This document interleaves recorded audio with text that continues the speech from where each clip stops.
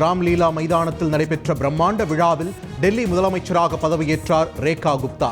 துணைநிலை ஆளுநர் சக்சேனா பதவி பிரமாணம் செய்து வைத்தார். मैं रेखा गुप्ता ईश्वर की शपथ लेती हूं कि मैं विधि द्वारा स्थापित भारत के संविधान के प्रति सच्ची श्रद्धा और निष्ठा रखूंगी. मैं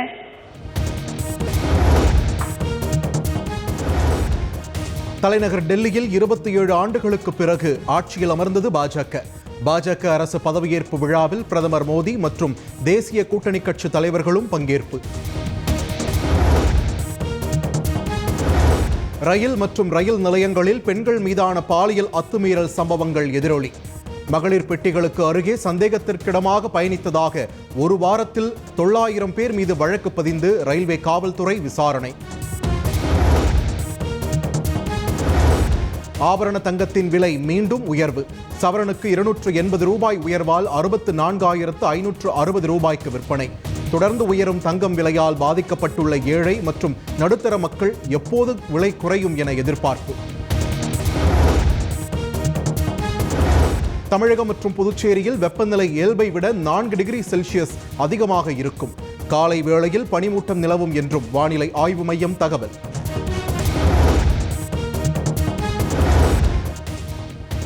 தமிழகத்தில் ஆட்சேபணையற்ற புறம்போக்கு நிலத்தில் 10 ஆண்டுகளாக குடியிருப்பவர்களுக்கு பட்டா. முதலமைச்சர் உத்தரவிட்டுள்ளதாக வருவாய்த்துறை செயலாளர் அமுதா தகவல்.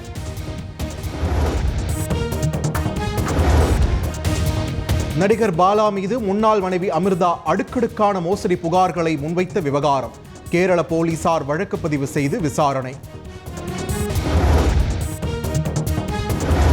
அனைத்து ஆரம்ப சுகாதார நிலையங்களிலும் கர்ப்பிணிகளுக்கு சிகிச்சை அளிக்க பயிற்சி பெற்ற மூத்த மருத்துவர்களை 24 மணி நேரமும் பணியமர்த்த வேண்டும்.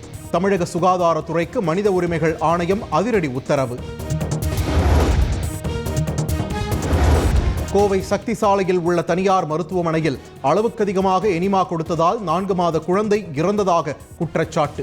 பெற்றோர் கொடுத்த புகாரின் பேரில் போலீசார் வழக்கு பதிவு செய்து விசாரணை. கிருஷ்ணகிரியில் சாலையில் நடந்து சென்றவரை கொடூரமாக தாக்கி செல்போன் பறிப்பு. போலீஸ் பிடியில் சிக்கிய 3 சிறுவர்களும் கூர்நோக்கு இல்லத்தில் சேர்ப்பு.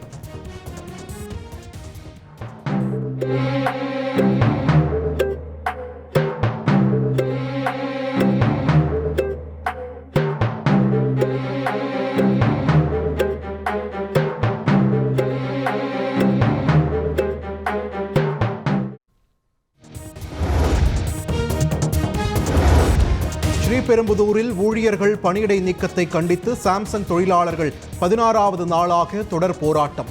உற்பத்தியை சீர்குலைக்கும் வகையில் 500க்கும் மேற்பட்டோர் உற்பத்தி பிரிவில் போராட்டம் நடத்தியதாக சாம்சங் நிர்வாகம் குற்றச்சாட்டு. மக்கள் பிரச்சனையை திசை திருப்ப அண்ணாமலை அவதூறு பேச்சு. தமிழ்நாடு நிதி உரிமைக்காக அவரை எதையாவது செய்ய சொல்லுங்கள் என துணை முதலமைச்சர் உதயநிதி ஸ்டாலின் பேட்டி. ஏற்கனவே அவர் அறிவாலயத்து பக்கம் ஏதோ பண்ணுவேன்னாரு. முடிஞ்ச அண்ணா சாலை பக்கம் வர சொல்லுங்க தைரியம் தான். இல்லை, அதான் திருப்பி நான் சொல்றேன். இது பிரச்சனை எங்களை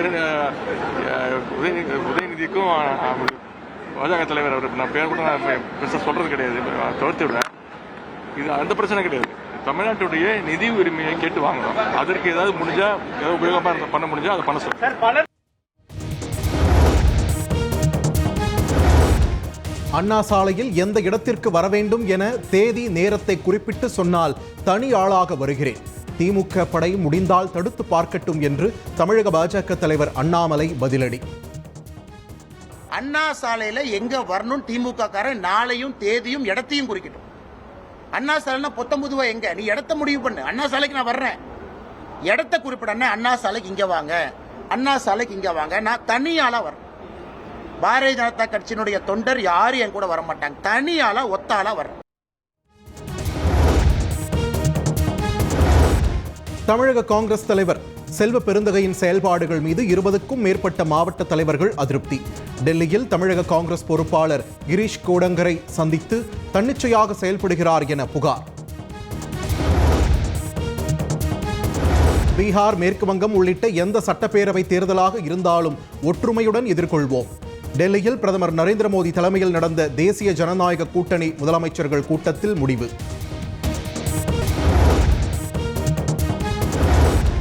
மதுரையில் சிறுமிக்கு பாலியல் தொல்லை கொடுத்த 50 வயது நபருக்கு 24 ஆண்டுகள் சிறை தண்டனை. பாதிக்கப்பட்ட சிறுமிக்கு 6 லட்சம் ரூபாய் இழப்பீடு வழங்கவும் போக்சோ சிறப்பு நீதிமன்றம் அதிரடி உத்தரவு. பள்ளி மற்றும் கல்லூரிகளின் பெயர்களில் இடம்பெற்றுள்ள சாதி பெயர்கள் நீக்கப்படுமா? தமிழக அரசு விளக்கம் அளிக்க சென்னை உயர்நீதிமன்றம் உத்தரவு. சென்னையில் நடைபெற்ற நடிகர் சூர்யாவின் படப்பிடிப்பு நிறுத்தம் என பரவிய தகவல் மறுத்த படக்குழு நேற்றுடன் படப்பிடிப்பு நிறைவு. தற்போது வேறொரு இடத்தில் ஷூட்டிங் நடப்பதாக படக்குழு தகவல். சேலம் மாவட்டம் ஓமலூர் அருகே ஓடும் பேருந்தில் பெண்ணிடம் செயின் பறிப்பு. தூத்துக்குடியைச் சேர்ந்த 4 பெண்களை பிடித்து போலீசிடம் ஒப்படைத்த சக பயணிகள். விழுப்புரம் தாலுகா அலுவலகத்தில் நடைபெற்ற விவசாயிகள் குறைதீர்ப்பு கூட்டம். விவசாயிகளின் கோரிக்கைகளை காது கொடுத்து கேட்காமல் அதிகாரிகள் செல்போனில் மூழ்கி கிடந்ததாக குற்றச்சாட்டு.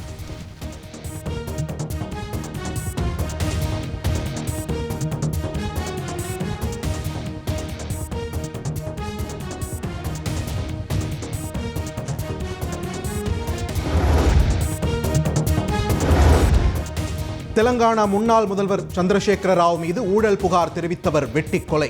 நீதிமன்றத்தில் விசாரணைக்காக ஆஜராவதற்கு ஒரு நாள் முன்பு கொலை செய்யப்பட்டதால் பரபரப்பு.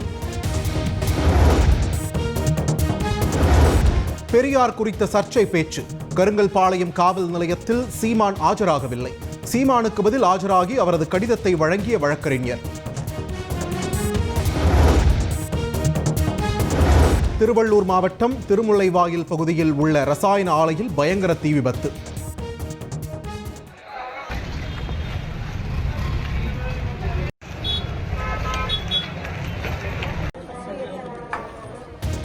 ஆலைக்கு அருகே உள்ள பள்ளிக்கு விடுமுறை அறிவிப்பு. தென்காசி மாவட்டம் சங்கரன் கோவில் அருகே வடக்கு புதூர் அரசு ஆரம்ப சுகாதார நிலையத்திற்கு மருத்துவர்கள் வராததால் நோயாளிகள் அவதி. செவிலியர்கள் மட்டுமே மாத்திரைகளை கொடுத்து அனுப்புவதாக குற்றச்சாட்டு. செவிலியர் கொடுத்த மாத்திரையை சாப்பிட்ட முதியவர் மயக்க நிலையில் மண் தரையில் படுத்துறங்கியதால் அதிர்ச்சி. திருவண்ணாமலை மாவட்டம் போளூரில் பொதுமக்களின் நீண்ட நாள் கோரிக்கையை ஏற்று நெடுஞ்சாலைத்துறை மூலம் ஆக்கிரமிப்புகள் அகற்றம். பேரூராட்சிக்கு சொந்தமான இலவச கழிப்பறை தேசிய நெடுஞ்சாலைத்துறைக்கு சொந்தமான இடத்தில் இருந்ததால் அதுவும் இடித்து தள்ளப்பட்டது.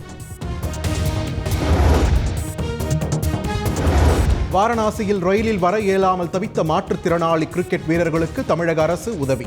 வாரணாசியில் இருந்து பாதுகாப்பாக விமானம் மூலம் சென்னை திரும்ப உள்ளதாக மாற்றுத்திறனாளி வீரர்கள் நெகிழ்ச்சி.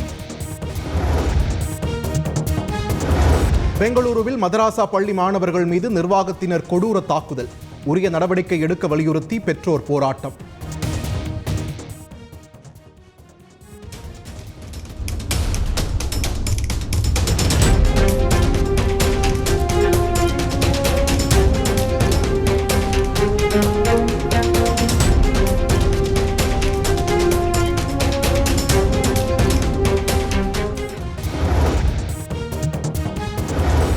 ராஜஸ்தானைச் சேர்ந்த 17 வயது வீராங்கனை கழுத்தில் 270 கிலோ எடையுள்ள கம்பி விழுந்ததால் பரிதாப பலி. பதைக்க வைக்கும் வீடியோ வெளியீடு.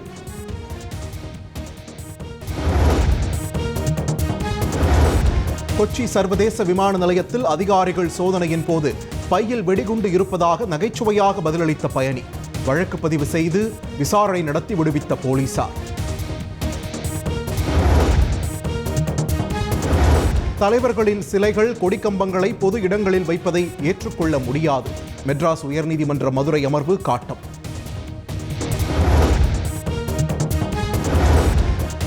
நாமக்கல் மாவட்டம் துத்திக்குளத்தில் ஏரியில் கழிவு நீரை கலக்க விடுவதற்கு எதிர்ப்பு. பொதுமக்கள் சாலை மறியலில் ஈடுபட்டதால் போக்குவரத்து பாதிப்பு.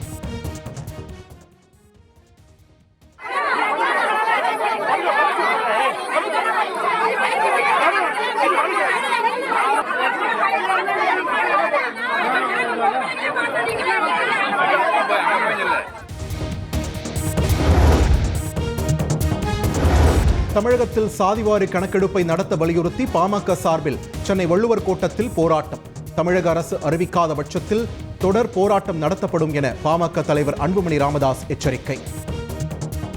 அரசு இந்த பட்ஜெட் கூட்டத்தொடரில் அறிவிக்கவில்லை என்றால் அடுத்தடுத்து உடனடியாக பல கட்ட போராட்டங்களை தொடர்ந்து நாங்கள் நடத்தி கொண்டே இருப்போம்.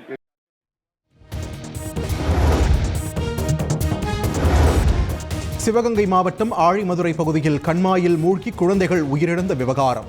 குழந்தைகளின் உடலை வாங்க மறுத்து உறவினர்கள் போராட்டம்.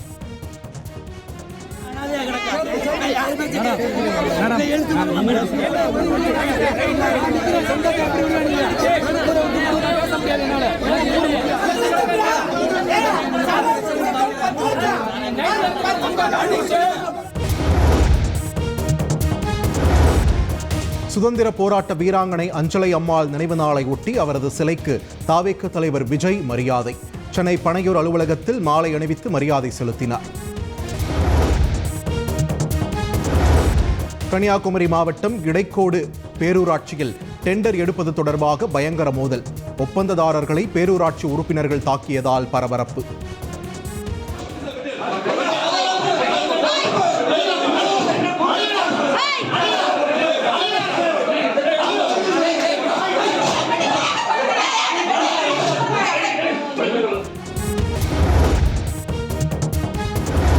புதுக்கோட்டை அருகே பாலியல் வழக்கில் கைதான உதவி தலைமை ஆசிரியருக்கு ஆதரவாக மாணவர்கள் போராட்டம்.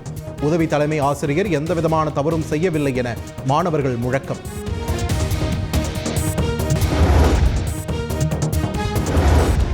தமிழக மீனவர்கள் 10 பேரை கைது செய்தது இலங்கை கடற்படை. எல்லை தாண்டி மீன்பிடித்ததாக கூறி 3 விசைப்படகுகளும் பறிமுதல். ராமேஸ்வரம் மீனவர்கள் 10 பேர் கைது செய்யப்பட்ட விவகாரத்தில் மத்திய அமைச்சர் ஜெய்சங்கருக்கு முதலமைச்சர் மு க ஸ்டாலின் கடிதம். தமிழக மீனவர்களை இலங்கை கடற்படை கைது செய்வது சில மாதங்களில் வேகமாக அதிகரித்துள்ளதாக வேதனை. அதிமுக பொதுக்குழு மற்றும் இரட்டை இலை சின்னம் விவகாரம். இந்திய தேர்தல் ஆணையத்தில் அதிமுக பொதுச் செயலாளர் எடப்பாடி பழனிசாமி பதில் மனு தாக்கல்.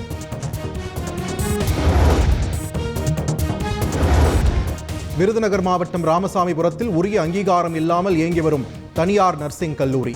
கல்வி கட்டணத்தையும் சான்றிதழ்களையும் திரும்பத் தர வலியுறுத்தி மாணவிகள் சாலை மறியலில் ஈடுபட்டதால் பரபரப்பு.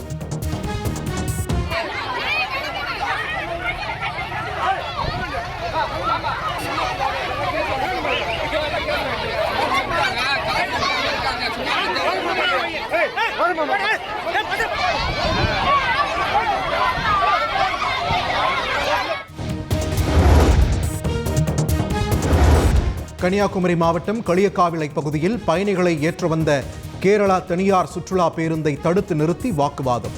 வேன் ஓட்டுநரை சரமாரியாக தாக்கிய நபர்களின் வீடியோ வெளியாகி அதிர்ச்சி.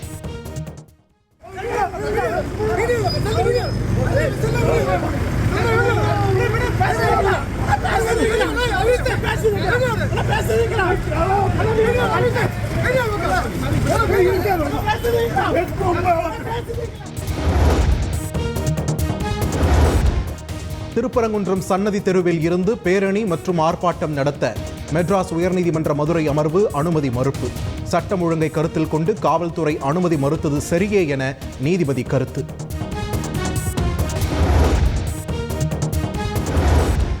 சென்னை கார் பந்தயத்திற்கு நிபந்தனை விதித்த உயர்நீதிமன்ற உத்தரவு ரத்து.